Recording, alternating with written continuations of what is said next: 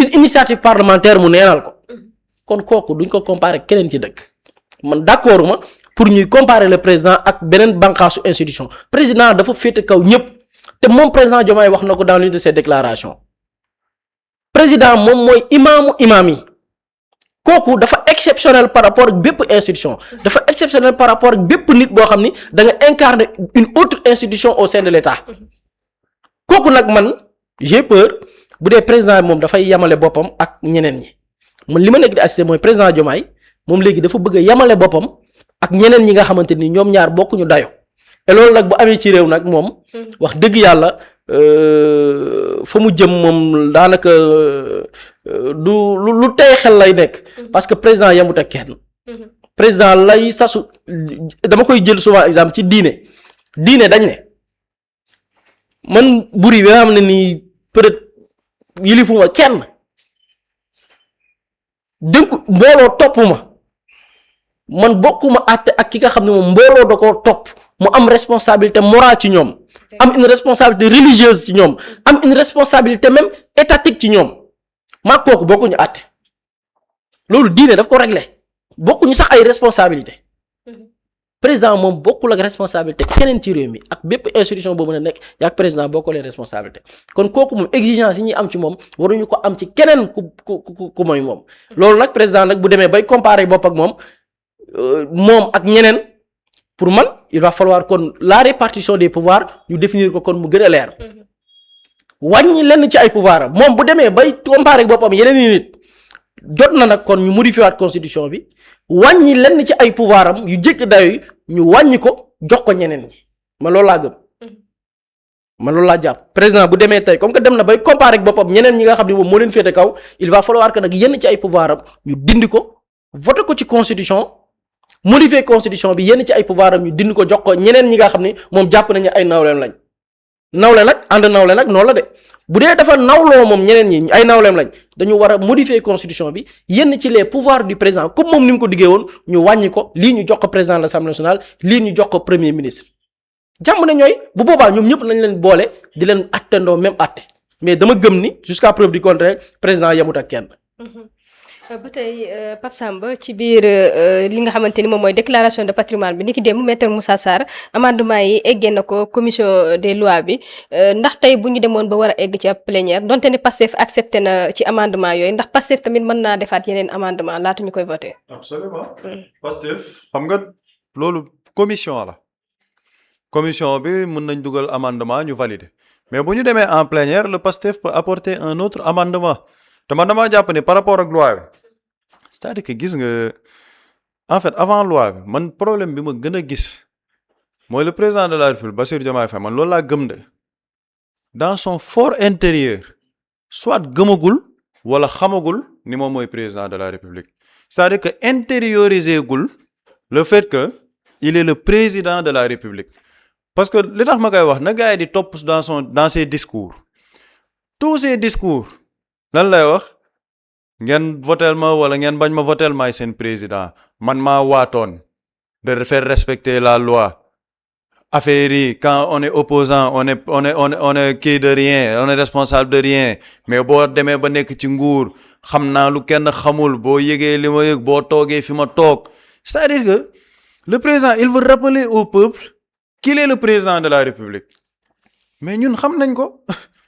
nit ñi ñoo ko votel à 54% en 2024 mu def prestation de serment nit ñi seetaan gars yi escorté ko mu dem palais def passation de service avec Macky Sall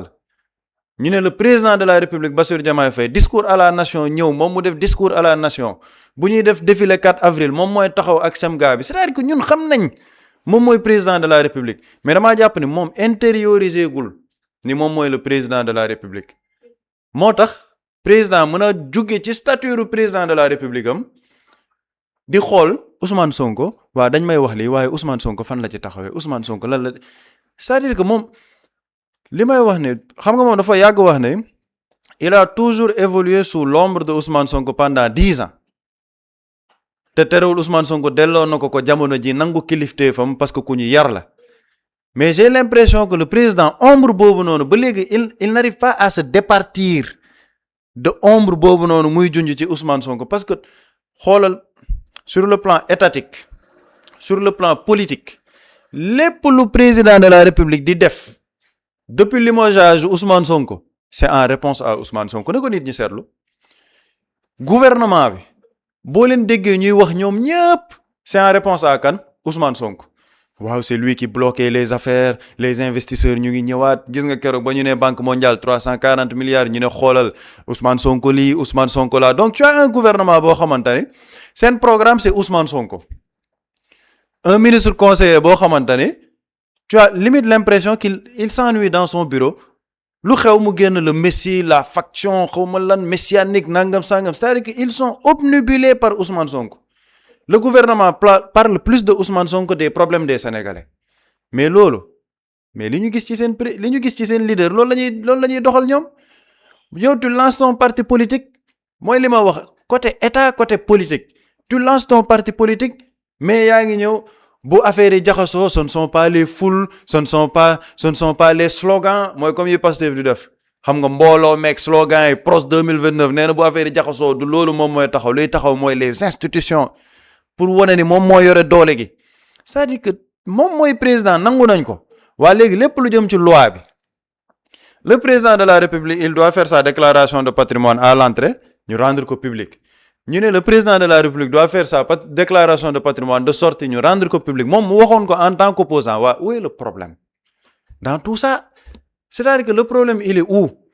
ci diggante bi lan moo tax ñu ne waa léegi nañ ci dugal président de l'Assemblée nationale nañ ci dugal premier ministre mais c'est-à-dire que moo tax premier ministre Arabino Lo moom man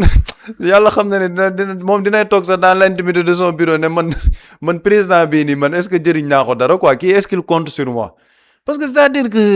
le président toutes ses réactions c'est en réponse à posture Ousmane Sonko parce que quel est l'objectif politique derrière xam nga ban sew-sew moo ci nekk président élément de langage yi laay jox gars yi de pour débat bi bu ñëwee dañ naan président de la République moom bañul def sa déclaration de patrimoine moom dafa nekk koo xamante ni ku ay mbiram set la koo xam ne nëbbul daram te même pour gën a bëgg transparence dafa bëgg ñu yóbbu ko ci institution yëpp président assemblée def premier ministre def donc président moom bëgg na lépp leer mais duñ la wax ci vice de forme yi ñu bëgg a indi par rapport ak ni loolu buñ ko dugalee ci article 37 mu ngi dugg ci parti wu président de la République au niveau de la constitution yooyu duñ ko wax am na yeneen yoo xamante ni duñ ko wax par rapport ak lan le président mais imaginons tey jii ñu ne jàllale nañ ko bis bu ñu demee en plénière te loolu man maa ngi koy sama njort man daf cee ñaaw bu baax le ministre maître Moussa Sarr mën na ñëw ne le gouvernement présente tel amendement et invoque le principe du vote bloqué mu nekk amendement boo xamante ne du arranger objectifu loi bi initialement te bis bu invoquer le principe du vote bloqué xam nga lan mooy am Pastef soit dañuy nangu voter l'intégralité du texte avec les amendements du gouvernement soit ñu rejeter texte bi te bu boobaa xam nga gain politique ban la ci président de la République bëgg pour bu Pastef buñ demoon plénière ñoom ñu dugal amendement boo xamante ni ba pare arrangé wul la loi day protéger le président de la République ba pare ñu def vote bloqué Pastef rejeté texte bi après xam nga yan élément de langage ñooy ñëwaat ci média yi xool leen Pastef ils ont rejeté le texte parce que ñoom bëgguñ nit ñi xam lan la Ousmane Sonko am lan mooy patrimoine am yàgg nañ leen ko wax du mës a rendre public sa déclaration de patrimoine donc gis ngeen dañoo gëmloo ni gars yi amuñ ci problème mais ils ont rejeté le texte orienté waat le débat sur Ousmane Sonko et le Pastef pour dire que Pastef dañoo bañ Ousmane Sonko rendre public sa déclaration de patrimoine lii mooy ñoom élément de langage yi ñu bëgg préparer mais loolu xam nga lan moo ci nekk on a un président de la République mooy li buri wax c'est-à-dire que président bi instant lépp lu xew mu ngi xool lan la ci politiquer lan la ci dugal ay pièges yéen da ngeen ma bëgg suruxal waaye xaar leen fi ngeen may fekk li ngeen wax lii mais c'est-à-dire que un président est beaucoup plus grand que ça président man boog sama entendement président moo ëpp dayo loolu président moom moo gën a rëy loolu parce que tey jii bu ñu ñëwee ci principe boobu noonu ñu ne waa président bëgg na def lii bëggul def lii mais dañuy dellu ñun ci promesse électorale yi te promesse yi sax sori na mais bu bëri wax nii gis nga affaire révision constitution bi chronologiquement dañoo dem commission gars yi validé na dañuy def gouvernement bi dafay amendement am gars yi bañ amendement yooyu retenir seeni amendement ñu ñëw plénière maître Moussa Sarr ne président nee na le texte bi bu ñu ko adopté président dafa décider daf ko yóbbu référendum président moo wax la de texte bi ñu adopté dañ koy yóbbu référendum ci biir plénière bi maître Moussa Sarr invoqué le principe du vote bloqué gars yi bañ vote bloqué bi ñu adopté texte bi président ne woon na texte bi bu ñu ko adopté dañ koy yóbbu référendum dans la même semaine le président def un recours au conseil constitutionnel ci ban texte bi mu ne woon da koy yóbbu référendum recours bi ci lan l'anticonstitutionnalité de la loi mais de la même manière fii est-ce que le président de la république war na ñëw di jéemut ay prox ndollu juridique waaw da ngeen def vice de forme parce que fi ngeen def président assemblée yooyu foofu parti président de la république moo tax Pastef ñoom buñ ci sonn te beneen prox ndollu juridique bi ñu bugg jaar pour jaxase nit ñi mooy mais la déclaration de patrimoine du président de l'Assemblée nationale et du premier ministre elle n'est pas régie par la constitution c'est la loi bi définir la déclaration de patrimoine à tous les assujettis moo ko mettre en place donc la déclaration de patrimoine d'entrée et de sortie du premier ministre et de l'Assemblée nationale est déjà consacrée par la loi sur la déclaration de patrimoine de l'OFNAC boobu leeral na ko ba pare léegi président moom nee na déedéet même bu dee yéen da ngeen war a ñëw mais publier bi man bu nit ñi xamee li ma am yéen ñëpp dinañ xam li ngeen am te bu njëkk ba dafa ne woon dañ koy élargir à tous les assujettis parce que bu ñu ñëw fii naan noo président dafa mës a wax institution yi déedéet ci amendement bi mooy li buri publier sànq dañ ne ñu élargir ko à tous les assujettis te maître Moussa Sarr dafa ne à tous les assujettis conformément à la loi sur la déclaration de patrimoine de l'OFNAC tous les assujettis mooy ñan mooy ñu buri les directeurs généraux les ministres les membres de la présidence les PCA les directions générales des impôts et des domaines gendarmerie armée bi ministère de l'intérieur xoolal colonel yeeg généraux yeeg tous les ministères maanaam ñëpp président bu publier ba pare léegi dañuy def liste de centaines et de centaines de personnes yooyu noonu yëpp ñoom it ñu publier seen patrimoine ne ñoom it lii la ñu am mais xam nga loolu c'est du dilatoire je suis désolé c'est du dilatoire léegi comme xam nañ ne loolu yenn wul maanaa te ñi mel ni xalaat TV nag ñu ngi koy wax sénégalais pour ñu leer ñu ne loolu bu ñu ko defee ce sera trop gros léegi xaar ñu restreindre ko ne dañoo bëgg rek mu dem ci président de l'Assemblée nationale ak premier ministre mais loolu assemblée man li ma gëm buñ ci am problème xam nga dafa ne dañoo bëgg ñu dugal ci président de l'Assemblée nationale ak premier ministre mais c'est très simple l'article 37 de la constitution ñoom nañ def amendement ne nangu nañ amendement au gouvernement bi l'article 37 de la constitution dañ koy modifier effectivement le président de l'Assemblée de la République day def sa déclaration de patrimoine à l'entrée ñu rendre ko public mu def sa déclaration de patrimoine de sortie ñu rendre ko public léegi bu président Assemblée nationale ak bu premier ministre ñu dem ci partie wu Assemblée nationale de l'Assemblée nationale ñu yokk ci disposition boobu pour le président de l'Assemblée nationale ne le président de l'Assemblée nationale day def sa déclaration de patrimoine à l'entrée et sortie ñu rendre ko public bu premier ministre ñu dem ci partie constitution bii wax du gouvernement fi ñu naan le premier ministre moom mooy conduire la politique de la nation définie par le président de la république moom mooy def li ñu yokk ci disposition boobu le premier ministre moom it day def sa déclaration de patrimoine à l'entrée day def sa déclaration de patrimoine à la sortie qui sera rendue publique xam nga dañoo bëgg transparence pour éviter vice de forme yi bu assemblée yóbbu ko assemblée bu premier ministre yóbbu ko du gouvernement moo tax ma ni foofu mën nañ ci yokk amendement parce que en plénière député yi mën nañ indi seen amendement ñoom it waaye loolu man damay ragal député yi ñëw def loolu maître Moussa Sarr ñëwaat defaat beneen amendement ne léegi nañ def vote bloqué te bu ñu defee vote bloqué pour que nit ñi xam ko mooy amendement yi gars yëpp bëgg dañ koy bàyyi amendement bi gouvernement bi bëgg loolu rek la ñuy retenir ak li nga xamante ne moom mooy texte proposition de loi bi soit nga nangu ko nga voté ko intégralement wala nga rejeté ko. moo tax sànq ma la doon wax gain politique bi gis nga loolu bu ñu ko defee ñu indi le principe du vote bloqué Pastef rejeté ko parce que dañ naan lii arrangé wuñu ñoom après dañuy def seen circuit après vente yi service après vente yi lan moo nekk le discours gis ngeen Ousmane Sonko nanguwul wax lan moo nekk ci patrimoine am détourner le débat contourner ko fekk le débat initial mu ngi woon ci déclaration de patrimoine de sortie du président ñu rendre ko public moo tax ma jàpp ni le président de la République actuellement il est dans du dilatoire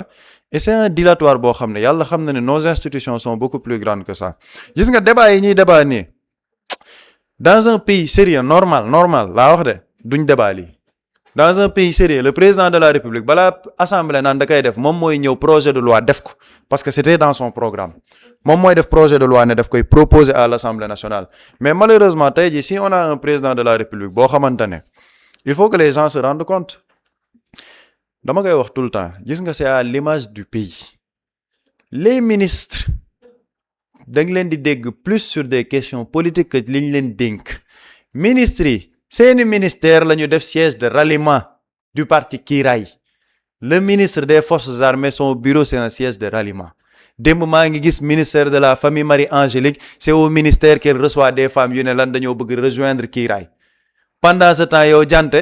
nga ne yow da ngay def ay demandes d'explication parce que kooku ñëwul liggéey si pendant ce temps il faut servir aussi des demandes d'explication à tes collègues ministres qui utilisent les ministères pour def ko ay affaires politiques il faut qu'ils respectent les Sénégalais yow mënoo nekk ci loo xamante ne respecté wooñu après tu reviens pour jouer au bon samaritain nga ne Sénégalais yi lii les ministres doo leen dégg ci seeni ministère ñoom bu ñu nekkul ci Ousmane Sonko ñu ngi ci parti Kiiraay c'est-à-dire que loolu la le premier ministre léegi mu def 3 mois bañ ko falee ba léegi la déclaration de politique générale tu ne l'entends pas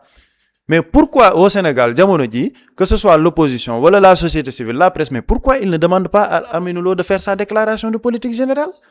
ñu ngi wax projet de loi de finance bu 2026 bii di ñëw mais bëgg nañ xam balaa boobu Sénégal gi fan la jëm campagne agricole baa ngi ñëw inondation yaa ngi ñëw est-ce qu'il y a des choses à rectifier puisque c'est un changement de méthode boobu il faut l'expliquer aux Sénégalais ñu xam quelle est la méthode à Aminou Lo na def sa déclaration de politique générale doo ko dégg ñoom duñ ci wax ñu ngi concentré wu ci lan Kiiraay Ousmane Sonko le président de la République des Sénégalais le président Bassirou Diomaye Faye kañ nga ko dégg mu wax ci waxu économie wax ci waxu diplomatie wax ci wax joo xamante ne maanaam ça intéresse les Sénégalais toutes ces dernières sorties lan la ñoo fi juddu tey màgg tey ëpp doole tey mën ñëpp tey beneen sortie bi waa def leen ay cellules ndawi Kiiraay magi Kiiraay artisan Kiiraay transporteur Kiiraay xaw ma lani Kiiraay c'est-à-dire que le président moo tax tey gis naa yor mais def ko ne xam nañ le président du parti Kiiraay mais où est le président de la République on te dit que depuis 2 semaines il y a pas de conseil des ministres c'est-à-dire que ñun on est dans une barque qui s'appelle le Sénégal capitaine bi xam nañ ne c'est le président de la République mais moom dafa jot passager yépp ñu dugg ci biir barque bi léegi ñi war a indiquer nit ñi maanaam ñi nga xamante ni su nekkoon ci avion la les stewards ñiy indiquer gars yi ne leen nii ngeen di toogee ceinture bi nii ngeen koy takkee yooyu xam nga mooy membre du gouvernement bi steward yi dañuy bàyyi loolu dem ci pilote bi naan ko yow gis nga beneen pilote avion bi xoolal ni muy dawalee buy dem fii day wëndeel avion bi mais lu tax yow doo wëndeelee noonu sa avion pendant ce temps les passagers de ton avion waxoo leen defal ceinture de sécurité heure lekk lii ngay lekk les Sénégalais sont laissés à eux-mêmes parce que le pilote de l'avion Sénégal qui est en même temps le pilote de l'avion Kiiraay il est concentré ci pilote avion Pastef malheureusement lii moo xew au Sénégal et où sont les Sénégalais entre-temps on débat sur la déclaration de patrimoine pendant ce temps kilo yàpp nag bi mu ngi nekk 5500 kilo yàpp xar bi yéeg na mu ngi yaa 6000 francs les Sénégalais ils ont tous les problèmes du monde actuellement pour mën a lekk normal il y a des problèmes sérieux dans ce pays mais malheureusement on n'en parle pas ndax lan il y a du dilatoire on veut utiliser des subterfuges juridiques et le peuple ñoom il est laissé à lui-même peuple bi daal nañ toog ba heure voté te voté sax li peuple bi bëgg peuple nee na ñun nangu nañ muñ loolu yëpp mais nañ ñu tëggal suñuy élection ñu voté li peuple bi bëgg sax muy le vote ñu ne la non c'est que article bi wax na lii parce que 5e année du mandat mooy janvier ba décembre 2027 on ne respecte pas le peuple sénégalais te man je termine toujours par li buri di wax man léegi fu ma tourner léegi gis ko ci réseau yi parce que c'est ce qui définit le plus le régime Bassirou Diomaye Faye mooy on est mal barré. ci ba tey ñu des ci loolu Boury par rapport ak Pape Samba mi ngi doon expliquer léegi ay prox ndool juridique yoo xamante ni nemmeeku nañ ko ci mbir mi waaye tamit lu mu njort ne wàllum politique laxasu na ci ndax tey nekkuñu di foye li nga xamante ni moom mooy suñu institution. bon déjà ku ci nekk li nga xamante ni yaa ngi koy def ci constitution nga ko teg ci loi nga ko teg loi moo la ko may mais est-ce que ñun lépp lu la loi may rek da nga koy war a def foofu éthique mooy ñëw. xam nga parfois dans tous les signes ñu bari bu ñu déggee éthique et déontologie dañuy yaakaar ne ci journalisme kese la dans chaque secteur muy santé muy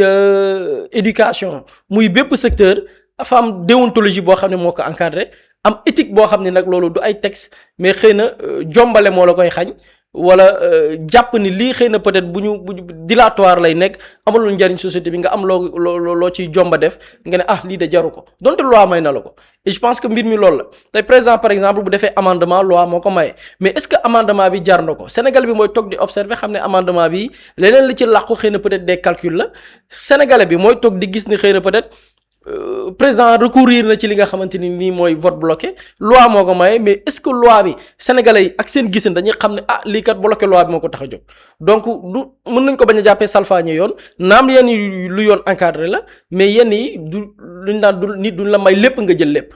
parfois même am na yenn yoo xam ne même boo koy def avec recul avec la nga doon wax démb avec les positions avec la nga tënk li nga xamante ni noir sur blanc la ñun Sénégal signature yàggu fi signature matu fi junniyaat nit ñi kàddu la ñu amoon bu kàddu ga jibee rek jeex na donc loolu dafa bokkoon ci li nga xamante nii mooy suñuy manière de fonctionner avant ñuy xam ay état avant ñuy xam constitution avant ñuy xam ay loi donc loolu nag rawatina njiit bu dee nii dafa am loo xamante ni digge la ci programme ay kàddu la yoo jibal ci penc à travers des médias ak des posts sur Facebook ou bien dans d'autres plateformes tey une fois au pouvoir dafa am yenn yoo xamante nii da ngay fàttaliku rek xool rétroviseur bi et puis tu appliques maintenant nag li ci des peuple bi moo koy juger et peuple bi gis nañ ñoo ngi gisal seen bopp tey président je pense que derrière tous ces actes yi muy posé avec recul bu toogee sax xam ne lii lan laa ci gagné dina mën a xam ban décision lay jël ci yeneen yi nga xamante ni ay perspectives la yeneen ci yi nga xamante ni xëy na peut-être ñu ngi koy dëgmal li ñeel li nga xam ne mooy doxalinu réew mi. am na solo ba tey ñu wëyal waxtaan wi xam naa dañuy des tamit ci déclaration de patrimoine boobu ak siiwal gi nga xamante ni bëgg nañu ko rek siiwal waaye gën ko yaatal ba mu egg ci premier ministre ak président assemblée nationale mu mel ni donte ni waa PASTEF validé na. Mously Immo Sénégal moo ñëw taxawu leen indi ay saafara ci jafe-jafe yi ngeen di dund ci wàllum immobilier yow mi bëgg a jënd terrain yow mi bëgg a jënd kër wala tabax jokkool ak Mously Immo da nga am sa kër bëgg ko la ko terrassel wala nga am sa tool bëgg ko la ko lotisel defal la ko ay terrain Mously Immo daf leen koy jàppandil gunge leen ci anam gu mucc ayib ku am sa kër itam te nekkoo ci biir réew mi bëgg ko la ko toppatool gérer la ko Mously Immo moo ci gën a gaaw gën ci wóor yow mi bëgg a defaraat sa kër wala nga bëgg a toxu te bëgg ko la ko nettoyer ba sax nga bëgg a defar plan architecte plan béton armé wala nga soxla ay conseil ci wàllum immobilier contactel Mously Immo Sénégal ci 77 887 25 13 77 887 25 13 man ngeen itam abonné ci seen YouTube bi di Mously Immo Sénégal ngir yeneen di xibaar ak Mously Immo Sénégal jaaxle jeex na ci wàllum dëkkuwaay. Quand l'immobilier devient une évidence, contactez-nous.